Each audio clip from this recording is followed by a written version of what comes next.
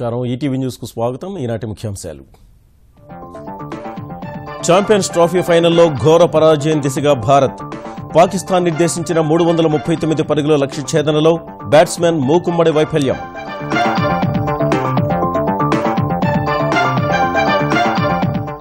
July 1 నుంచి GST అమలుకు రంగం సిద్ధం రిటర్న్స్ దాఖలు గడువు 2 నెలల పొడిగింపు ఏసీ హోటళ్లలో 18% పన్ను పరిధి 7,500కు పెంపు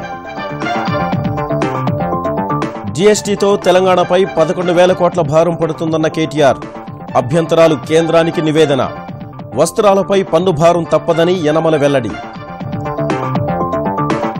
ముస్లింలకు 12% రిజర్వేషన్ల కోసం పోరు కొనసాగిస్తామన్న కేసీఆర్ త్వరలో ప్రధాని వద్దకు వెళతామని ఇఫ్తార్ విందులో వెల్లడి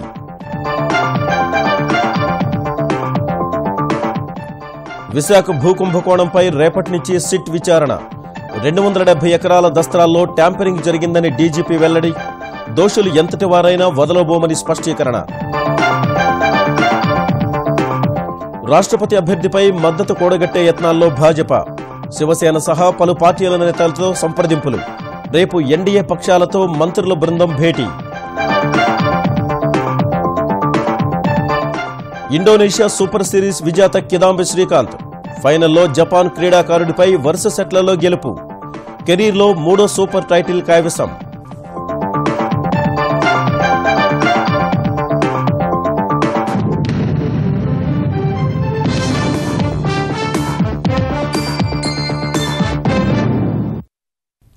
జూలై 1వ తేదీ నుంచి వస్తు సేవల పన్ను అమల్లోకి రానున్న వేళ జీఎస్టీ రిటర్న్స్ దాఖలుకు కేంద్రం మొదటి 2 నెలలు గడువిచ్చింది జూలై నెల రిటర్న్స్ సెప్టెంబర్ 5 వరకు దాఖలు చేసే వెసులుబాటును వ్యాపార సంస్థలకు కల్పిస్తూ ఢిల్లీలో సమావేశమైన జీఎస్టీ మండలి నిర్ణయం తీసుకుంది ఇవాటి భేటీలో మొత్తం 6 అంశాలపై తుది నిర్ణయం తీసుకున్న జీఎస్టీ మండలి ముఖ్యంగా ఏసీ హోటళ్లకు ఊరట కలిగిస్తూ కీలక నిర్ణయం తీసుకుంది హోటల్ బిల్లు 5,000కు మించితే 18% జీఎస్టీ చెల్లించాలని గతంలో తీసుకున్న నిర్ణయాన్ని సవరించిన మండలి దాన్ని 7,500 వరకు పెంచింది 7,500 రూపాయల కంటే ఎక్కువ బిల్లులపై మాత్రం 28% పన్ను చెల్లించాల్సి ఉంటుంది ప్రభుత్వం నిర్వహించే లాటరీలపై 12% ప్రైవేట్ సంస్థలు నిర్వహించే లాటరీలపై 28% జీఎస్టీ విధించాలని మండలి నిర్ణయించింది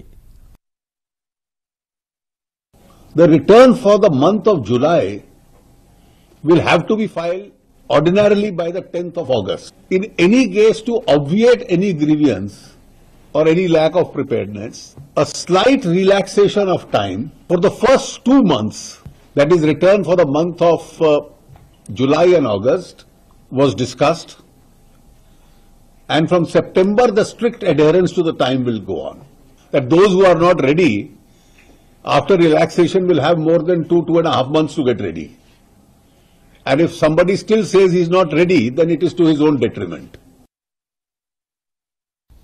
జీఎస్టీలో అభ్యంతరాలపై రాష్ట్ర ప్రభుత్వం సమగ్ర నివేదిక ఇవ్వాలని కేంద్ర ఆర్థిక మంత్రి అరుణ్ జైట్లీ సూచించారని తెలంగాణ ఐటీ పరిశ్రమల మంత్రి కేటీఆర్ వెల్లడించారు ఈటల కుమారుడి వివాహం కారణంగా జీఎస్టీ మండలి సమావేశానికి హాజరైన కేటీఆర్ తెలంగాణ ప్రభుత్వం తరఫున అభ్యంతరాలను సమగ్రంగా వినిపించామని తెలిపారు ప్రతిష్టాత్మకంగా చేపట్టిన మిషన్ భగీరథపై 2,000 కోట్లు మిషన్ కాకతీయపై 1,000 కోట్లు సాగునీటి ప్రాజెక్టులపై 8,000 కోట్లు మొత్తంగా జీఎస్టీ వల్ల 11,000 కోట్ల అదనపు భారం పడుతుందని వివరించామని తెలిపారు గ్రానైట్ పరిశ్రమపై 12 నుంచి 18% పన్ను మాత్రమే విధించాలన్న కేటీఆర్ బీడీ కార్మికులు వస్త్ర పరిశ్రమ నష్టపోకుండా చూడాలని విజ్ఞప్తి చేసినట్లు సమావేశం తర్వాత వివరించారు సెంట్రల్ ఎక్సైజ్ లేదు సర్వీస్ ట్యాక్స్ లేదు కేవలం 5% వ్యాట్ ఉండేది మిషన్ భగీరథనే తీసుకున్నట్టయితే 40,000 కోట్ల రూపాయలతో చేస్తున్న ఈ కార్యక్రమానికి కొత్తగా జీఎస్టీ వచ్చిన తర్వాత మరొక 2,000 కోట్ల భారం అదనంగా పడబోతా ఉంది 1,80,000 కోట్ల ఇరిగేషన్ ప్రాజెక్టు అదనంగా మరొక 8,000 కోట్ల భారం పడబోతా ఉంది 18,000 కోట్ల రూపాయలతో ఈ డిగ్నిటీ హౌసింగ్ ప్రాజెక్ట్ సంబంధించి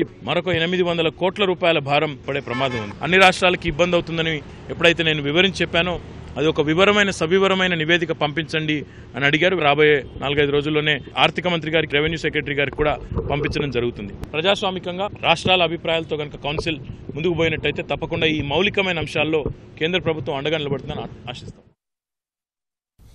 జీఎస్టీ మండలి సమావేశంలో ఆంధ్రప్రదేశ్ ప్రభుత్వం ప్రతిపాదించిన పలు అంశాలను కేంద్రం పరిగణలోకి తీసుకుందని ఆర్థిక మంత్రి యనమల రామకృష్ణుడు చెప్పారు.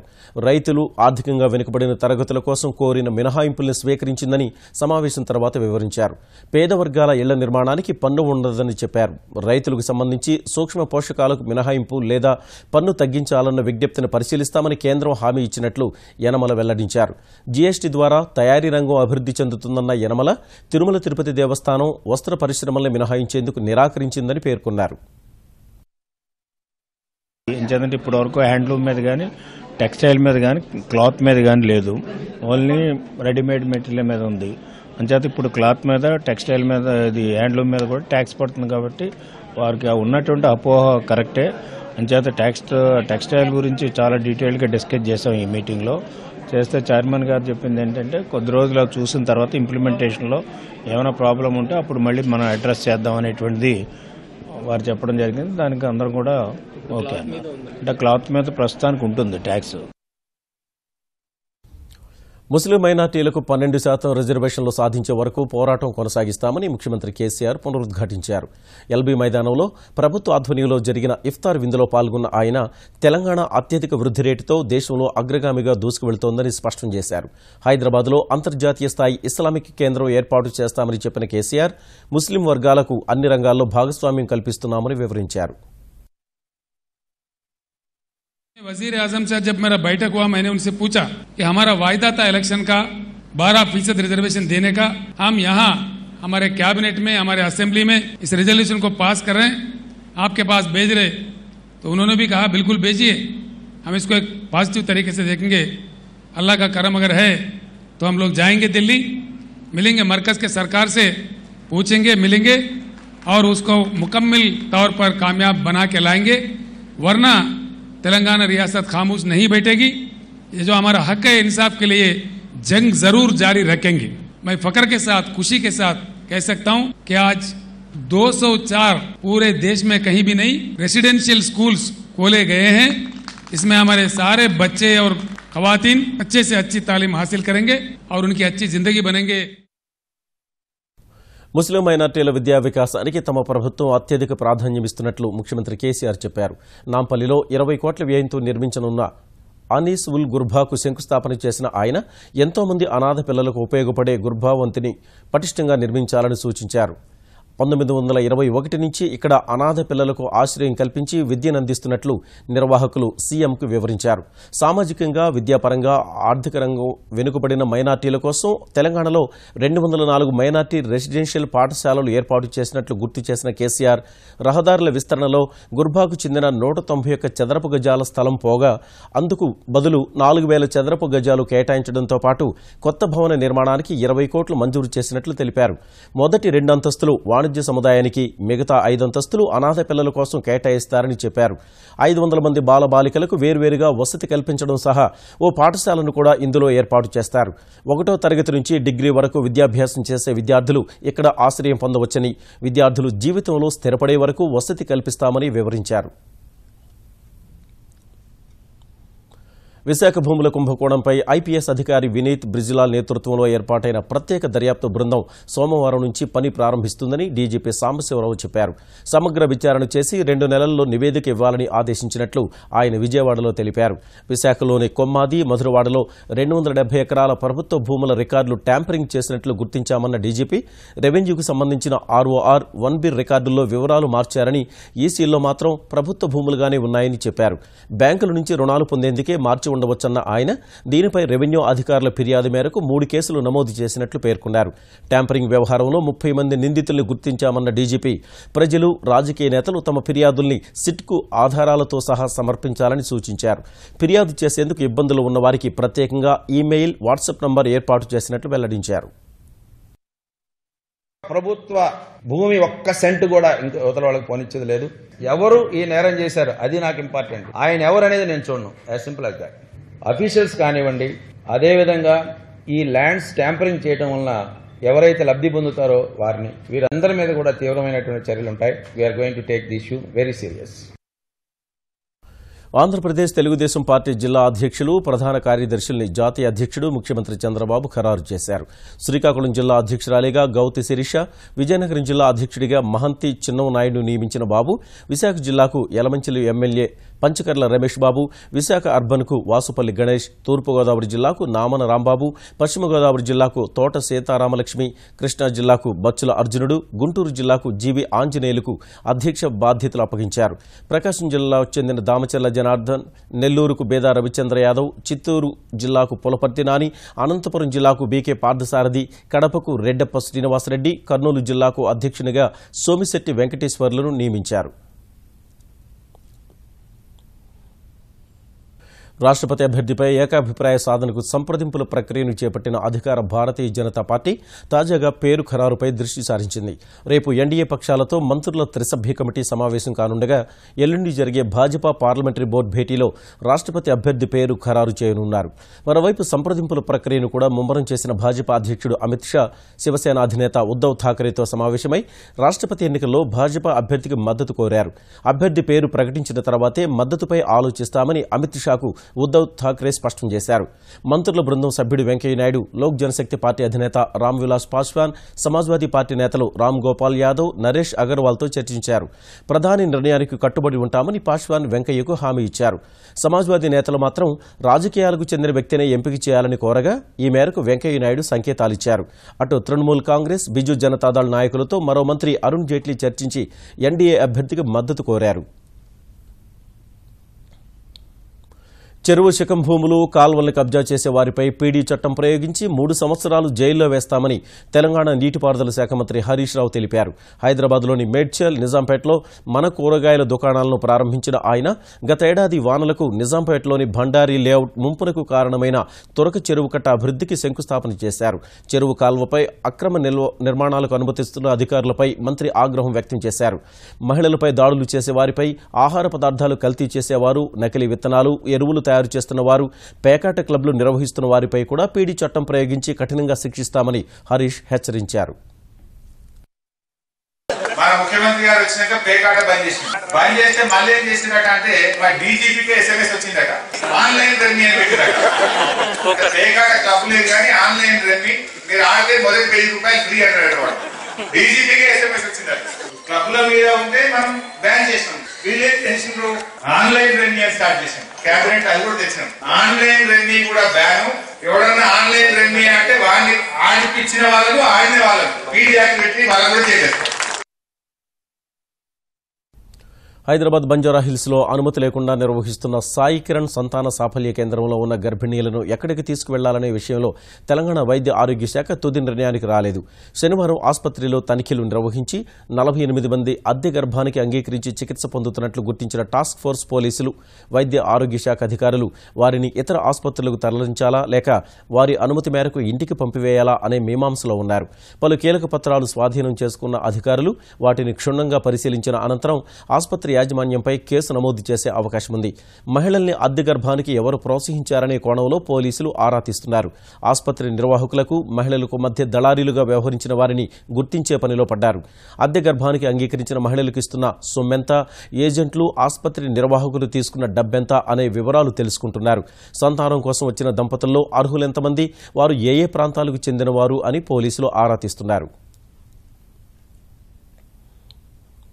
తెలుగు రాష్ట్రాల్లో నెల రోజుల వ్యవధిలోనే 4 గుండె మార్పిడి శస్త్రచికిత్సలు విజయవంతమయ్యాయని Gleneagles Global Hospital managing director doctor K Ravindranath చెప్పారు. గుండె మార్పిడి అనంతరం ఒక మహిళ, 3 పురుషులు ఆరోగ్యంగా ఉన్నారని తెలిపారు. గుండె కొట్టుకునే వేగం నిమిషానికి 21 సార్లకు పడిపోయిన పరిస్థితుల్లో గుండె మార్పిడి తప్ప మరో మార్గం లేనందున హృద్రోగ బాధితులు సుశీల, సుందర్రాజు, లక్ష్మీనారాయణ, మోహన్కు ఆరోగ్యశ్రీ పథకం కింద గుండె మార్పిడి శస్త్రచికిత్సలు నిర్వహించామని రవీంద్రనాథ్ వివరించారు. ఒక వ్యక్తి అవయవదానం చేస్తే 6-7 మందికి కొత్త జీవితం ఇచ్చినట్లవుతుందని, ఆ దిశలో అవయవదానానికి ముందుకు రావాలని సూచించారు. తాము బతుకుతామని ఆశలు లేని తరుణంలో పునర్జన్మ ప్రసాదించిన ముఖ్యమంత్రి కేసీఆర్, ఆసుపత్రి వైద్యులకు గుండె మార్పిడి చేయించుకున్న వారు కృతజ్ఞతలు తెలియజేశారు. కార్పొరేట్ ఆసుపత్రులకు దీటుగా ప్రభుత్వ వైద్యశాలల్ని తీర్చిదిద్దుతున్నామని వైద్య ఆరోగ్య శాఖ మంత్రి లక్ష్మారెడ్డి తెలిపారు. హైదరాబాద్ లక్డీకాపుల్లోని గ్లెనిగల్స్ గ్లోబల్ హాస్పిటల్లో ఆరోగ్యశ్రీ ద్వారా నెలలోనే 4 గుండె మార్పిడి శస్త్రచికిత్సలు విజయవంతంగా నిర్వహించడంపై మంత్రి హర్షం వ్యక్తం చేశారు. ఆసుపత్రికి వెళ్లి ఆపరేషన్ చేయించుకున్న సుందర్రాజు, లక్ష్మీనారాయణ, సుశీల, కస్తూరి మోహన్తో మాట్లాడి ఆసుపత్రి వైద్యుల్ని అభినందించారు.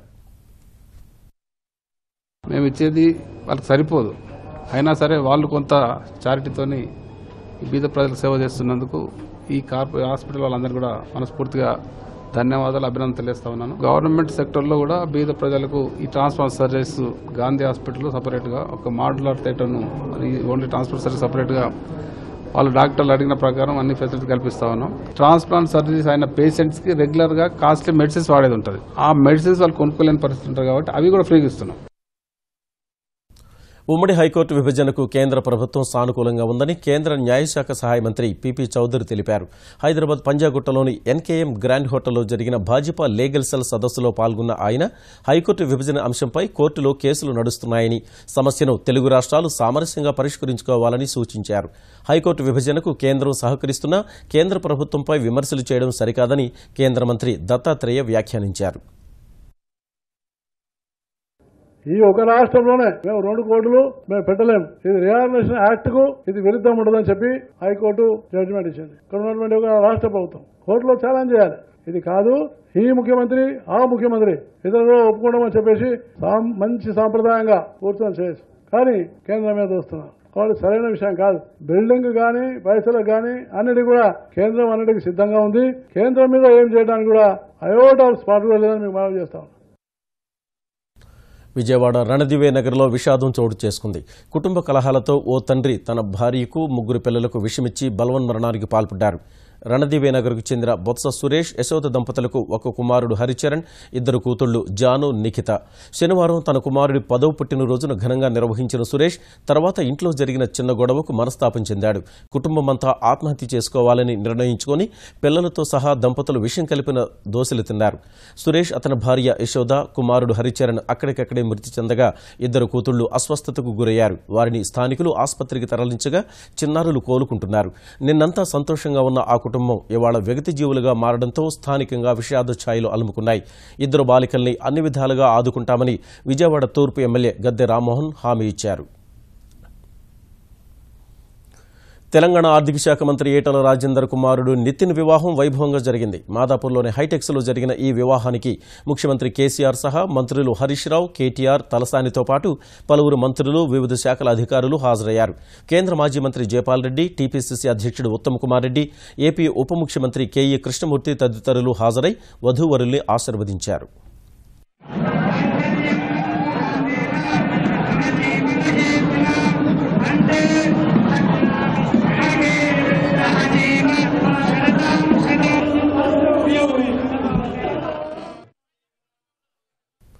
దేశంలో తెలుగు విద్యార్థులకున్న సృజనాత్మకత ప్రత్యేకమైందని విజయవాడ నగర పోలీస్ కమిషనర్ గౌతమ్ సవాంగ్ కొనియాడారు.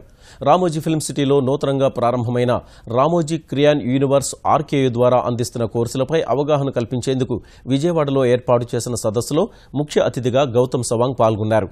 దేశంలో తొలిసారిగా సృజనాత్మక రంగంలో విశిష్టమైన విశ్వవిద్యాలయంగా వస్తున్న రామోజీ క్రియాన్ యూనివర్స్ సేవలు విద్యార్థులకు చాలా అవసరమని సవాంగ్ పేర్కొన్నారు. ఆర్కేయూ ద్వారా తొలుత పీజీ కోర్సులు ఆగస్టులో ప్రారంభిస్తున్నామని, జనవరి తర్వాత డిగ్రీ కోర్సులు ప్రారంభమవుతాయని ఆర్కేయూ సంచాలకులు ఉజ్వల్ కే చౌదరి తెలిపారు. University in such a campus and to be given the responsibility of starting that is a great honor for me. I had a dream to make India's first dedicated creativity university, and I've got that dream to be fulfilled in a campus which could not have been better. This series of seminars of youth is happening in 20 cities of Andhra and Telangana. Portugal అటవీ ప్రాంతంలో చెలరేగిన కార్చిచ్చు అంతకంతకు విస్తరిస్తోంది. అగ్నికేలలు చుట్టుముట్టడం వల్ల ఇప్పటి వరకు 62 మంది మృత్యువాత పడగా ఆ సంఖ్య మరింత పెరిగే ప్రమాదం ఉన్నట్లు అనుమానిస్తున్నారు. మధ్య పోర్చుగల్లోని కోయింబ్రా సమీప అటవీ ప్రాంతంలో చెలరేగిన మంటలు వేగంగా విస్తరించగా విన్హోజ్ నుంచి కాస్టన్ హేరియా రోడ్డు మార్గంలో వాహనాల్లో వెళుతున్న వారే ఎక్కువగా మృత్యువాత పడినట్టు తెలుస్తోంది. అటవీ ప్రాంతంలో మంటల్ని అదుపు చేసేందుకు అగ్నిమాపక సిబ్బంది వందలాది యంత్రాల సాయంతో తీవ్రంగా శ్రమిస్తున్నారు. దావానలం వల్ల అనేక మంది మృత్యువాత పడడంపై పోర్చుగల్ ప్రధాని ఆంటోనియో విచారం వ్యక్తం చేశారు. అంతర్జాతీయ యోగా దినోత్సవం సమీపిస్తున్న వేళ ప్రపంచవ్యాప్తంగా సన్నాహకాలు ఊపందుకున్నాయి. అమెరికాలోని పలు నగరాల్లో వేలాది మంది ఔత్సాహికులు యోగాసనాలు వేశారు. వాషింగ్టన్లోని నేషనల్ మాల్ వద్ద భారత రాయబారి నవతేజ్ శర్మ నేతృత్వంలో వందలాది మంది యోగా అభ్యసించారు. క్యూబా రాజధాని హవానా స్పోర్ట్స్ కాంప్లెక్స్లో నిర్వహించిన కార్యక్రమానికి పెద్ద సంఖ్యలో వచ్చిన ప్రజలు సూర్య నమస్కారాలు, ఆసనాలు వేశారు. ఆస్ట్రియా రాజధాని వియన్నాలో భారత రాయబారి రేణుపాల్ ఏర్పాటు చేసిన కార్యక్రమంలో ఔత్సాహికులు ఆసనాలు వేశారు. సెర్బియాలోని బెల్గ్రేడ్లోనూ యోగా సన్నాహక కార్యక్రమాలు జరిగాయి. ఫ్రాన్స్ రాజధాని ప్యారిస్లోని ఐఫిల్ టవర్ వద్ద పెద్ద సంఖ్యలో ప్రజలు ఆసనాలు వేశారు. China, Japan, Vietnam, Singapore, Philippines, Pakistan, ఆఫ్ఘనిస్తాన్లోనూ భారత రాయబార కార్యాలయాలు, స్వచ్ఛంద యోగా ప్రచార సంస్థల ఆధ్వర్యంలో కార్యక్రమాలు జరిగాయి. ఇటు దేశవ్యాప్త సన్నాహకాల్లో భాగంగా ఈ నెల 21న ప్రధాని నరేంద్ర మోదీ పాల్గొనే లక్నోలోని అంబేద్కర్ మైదానంలో ప్రజలు పెద్ద సంఖ్యలో యోగాసనాలు వేశారు. ప్రత్యేక గోర్ఖాలాండ్ ఏర్పాటు సహా పర్వత ప్రాంత పాఠశాలల్లో బంగ్లా భాష అమలును నిరసిస్తూ గోర్ఖా జనముక్తి మోర్చా చేపట్టిన ఆందోళనలు కొనసాగుతున్నాయి. గోర్ఖా జనముక్తి మోర్చా చేపట్టిన ఆందోళనలు శనివారం హింసకు దారితీయగా ఆందోళనల సందర్భంగా చనిపోయిన తమ సంస్థకు చెందిన ఓ వ్యక్తి మృతదేహంతో డార్జిలింగ్లోని చౌక్ బజార్లో నిరసన ప్రదర్శన నిర్వహించారు. నల్ల జెండాలు చేతబూని నిరసనకారులు బంగాల్ ప్రభుత్వానికి వ్యతిరేకంగా నినాదాలు చేశారు. చర్చల ప్రక్రియకు అనువుగా డార్జిలింగ్ నుంచి భద్రతా దళాల్ని ఉపసంహరించాలని జీజేఎం నేతలు డిమాండ్ చేశారు.